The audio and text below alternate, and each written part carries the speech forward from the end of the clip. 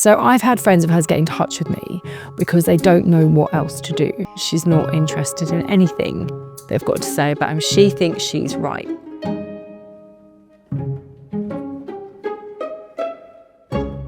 They're worried because they feel like he's completely kind of taken over her, that she can't see the wood for the trees now she's with him. And they're worried at how this is going to end. And they're worried that he's going to get his moment.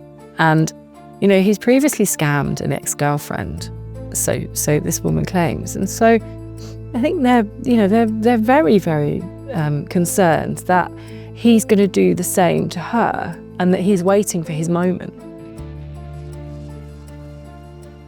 It kind of came from nowhere. Of course, Katie Price, where else, would put the news that she was engaged onto her Instagram account. Now, I was thrown by this because it was the same day her ex-husband, Peter Andre, had released his first album in a decade. So to me, Katie loves attention. Katie just wants to be talked about. She wants the headlines. She wants the column inches. So, of course, you know, how can you usurp Peter Andre, your ex-husband, who you despise, better than to completely overshadow him by getting engaged to somebody that we'd never, ever heard of? And, of course, Lee Andrews, we were like, who on earth is this guy? So, of course, everybody straight away, who is he, digging on him, trying to get to the bottom of who he actually is. And I think it's fair to say that we probably still today don't know who he is. She did have doubts, and she was like, hang on, because initially when his exes came forward, she didn't want to hear it. She did not want to know. And I think she started to have doubts, but those doubts kind of disappeared again. And that's when it became very worrying for her friends and family, that she just couldn't see and still can't see what's going on here. There has been some moments of clarity where Katie, I think, has been like, whoa, hang on, what have I done here? Finally, the penny dropped that he wasn't going to be allowed to leave Dubai. And he's apparently banned from leaving Dubai. So he can't fly to the UK to meet her family or to meet any of her friends that, you know, don't live in Dubai. And they also believe he's violent. And actually, while I was having a conversation with one of them about his violence, the story broke that he had allegedly punched Kerry Katona's boyfriend while they were both, you know, supposedly having a lovely holiday in Dubai. And whilst Lee Andrews does deny this, Kerry Katona's PR claimed it happened.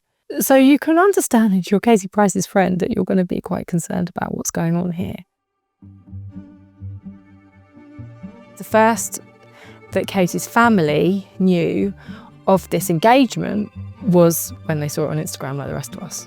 So Amy, her mother, was, I think a mixture of cross and deeply, deeply worried, because of course, you know, we've seen Katie in the last couple of years look extremely fragile, extremely vulnerable. And, you know, you wonder all these things, don't you? I mean, she's had her sort of bankruptcy issues, but actually now she's making quite a lot of money on OnlyFans. And so you're like, is he after her money? Has she really lost the plot?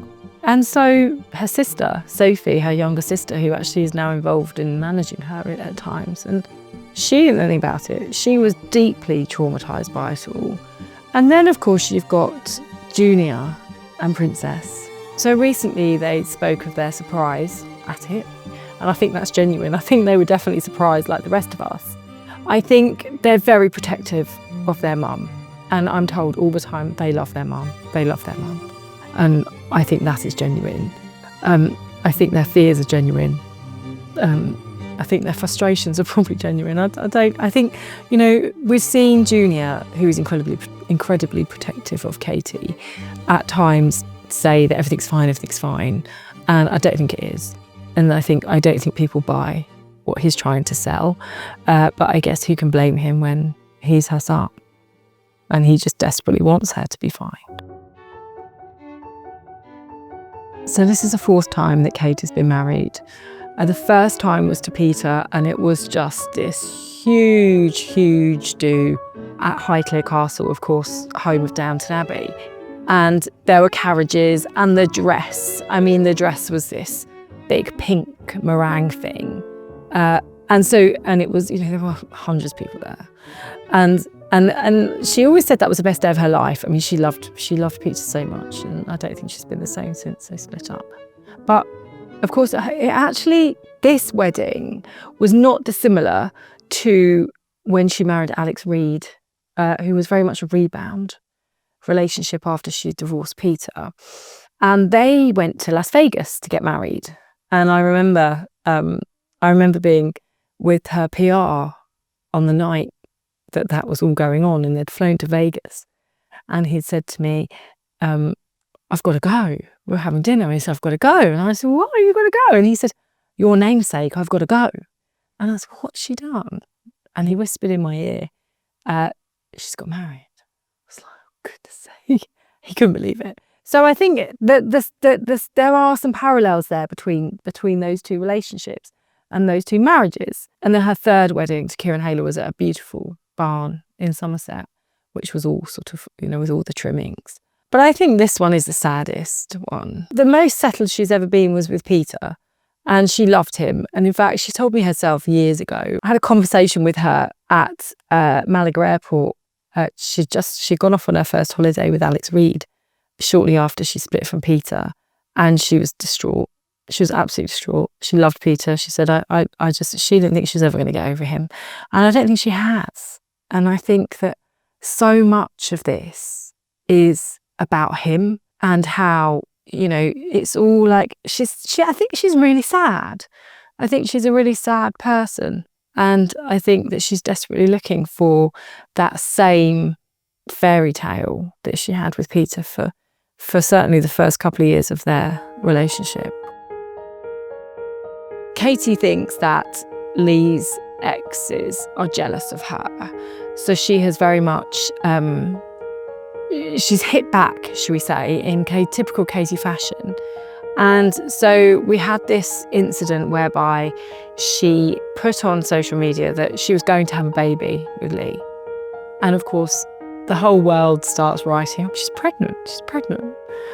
And she wasn't pregnant.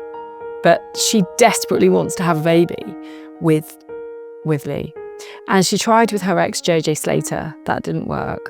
And so I'm told by her friends, reliably, that she has started the process of IVF to have a baby with this man. And this has absolutely terrified them and her family. And I think, we have to look at this as in a backdrop of the fact that, all these failed relationships she's had, all this trouble she's had. And I think the question now is, where does it all end? Katie loves drama. We've seen this. She's loved drama ever since she became famous. And she's brilliant at her own PR. She will get her messaging out there, no matter how. But she's incredibly stubborn. She insists that, he is what he is, and he is what he's telling us he is. And I don't think that there's much evidence to back up what he says he is, but she refuses point blank to be seen as being wrong. Like, stubborn is the word for her. And so if she relents and gives in, she thinks that she's lost, and that's very much part of her character and her nature. I don't think she'll want it to end, because then she'll feel like she's lost and everyone else has won. But I just don't see how it can carry on. I mean, she's talking about setting up home in Dubai. She's talking about, buying somewhere out there. But of course, she's got Harvey, her son, who I think it would be very difficult for him to go out there. Julie and Princess aren't going to go out there. And then, of course, there's a matter of her 2 other children. It's a very difficult situation for her, and I don't think it's quite as straightforward as she likes to think it is. Katie's living on planet Katie, which is where she goes and she forgets everything else, and she just wants to try and be happy. And I think the concern is that she's picked a wrong one. Nothing is ever straightforward for Katie, and she's extremely volatile. She has a tendency to get extremely upset. And I think that in the end, he will be quite mean to her. And I think that she'll be distraught. And look, we've seen her for the last year or so looking very, very thin. And then she goes off and does this, and which is even more of a kind of traumatic and stressful situation for her when it goes wrong. So the future, unfortunately, looks quite bleak for her, I think. Katie flew to Dubai after meeting him online, didn't tell anybody what she was doing, didn't tell anyone she was going to meet him in Dubai. And of course, so there is no one ever to talk her out of it. She knew full well that people around her would have tried to talk her out of this. And she didn't want to take that risk, so she didn't tell anybody. And that's classic Katie. That's what she's always been like. And I think we have to go back so far back in her life to understand why she's like this. And, when she was younger, she's been very open about how she was sexually abused. And I don't think she's ever quite been able to find a way through that. And I think, you look at men, she falls for them really quickly. Kieran Hayler, her third husband, she fell for him very quickly. They were married within months. Same with, I watched it with Alex Reid. She split with Peter. And, a couple of months later, she was on a romantic holiday with him. And then soon after that, they got married. The same with Peter. She met him when I'm a Celebrity, and they were married very quickly. And so I feel like she is her own worst enemy in this way. And this marriage is probably born out of that same real kind of obsession that she gets with men. She just falls head over heels, and that person becomes the only thing that matters to her. I do think Katie's at the saddest time of her life at the moment. And I think as well, like seeing her daughter, Princess, become a star in her own right, has become quite difficult for Katie to watch, because Princess just looks so much like her, doesn't she? And Princess is kind of, in a way, Princess had it so much easier than Katie has in many ways. And she's got this like brilliantly supportive father and a lovely stepmother and a lovely big brother, Junior. And these younger siblings that Pete's had with Emily, who she just completely adores. And she's got a management company around her who are so loyal. And actually ITV just love Princess. But Katie's not allowed to appear on this show. So I think that's really put Katie's back up. And I think, watching her daughter, in fact, Katie would rather, I think, Princess was an OnlyFans model than have this show, The Princess Diaries, on ITV. So I think for her, that's been a really difficult thing to get her head around. Of course, the people that make Princess's show, her management, despise Katie because they managed her when she was with Pete. And there was a huge fallout and lawyers were involved. And so Katie's very much persona non grata within Princess's career. And that really hurts Katie.